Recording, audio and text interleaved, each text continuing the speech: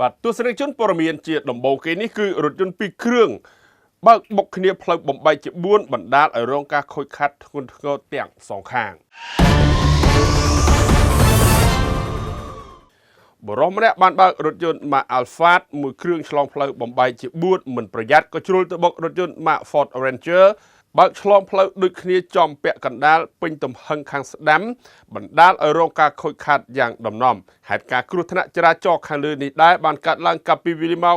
1:30 នាទីរំលងអធ្រាត្រឈានចូលថ្ងៃទី8ខែឧសភាឆ្នាំ2026ស្ថិតនៅលើផ្លូវម៉ៅសេតុងកែងនឹងផ្លូវ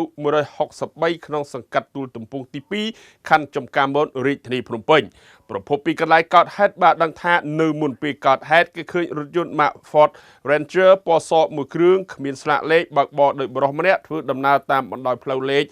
163ទិសដៅពីជើងទៅត្បូងឆ្លងផ្លូវបំបែកជា4ខណៈបើកមកដល់ពាក់កណ្ដាលផ្លូវស្រាប់តែគេឃើញរថយន្តមួយគ្រឿងទៀត Mark Alphard ពណ៌ខ្មៅ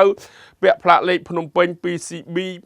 2682បើកបរដោយបរិសម្នាក់ធ្វើដំណើរតាមបណ្ដោយផ្លូវម៉ៅសេតុងទិសដៅពីលិចទៅកើតក្នុងល្បឿនលឿនមិនប្រយ័ត្នក៏ជ្រុលទៅបុករថយន្ត Ford Ranger ចំហៀងពាក់កណ្ដាលយ៉ាងពេញទំហឹងបណ្ដាលឲ្យរងការខូចខាតយ៉ាងដំណំសំណាងល្អមិនបង្កគ្រោះថ្នាក់ដល់មនុស្សបន្ទាប់ពីកើតហេតុខាងលើភាគីទាំងសងខាងបានសម្រួលគ្នាដោយយករថយន្តទៅជួសជុលរៀងខ្លួនបញ្ចប់រឿងនៅកន្លែងកើតហេតុពីខ្ញុំបាទលុនឯក TV5 Online News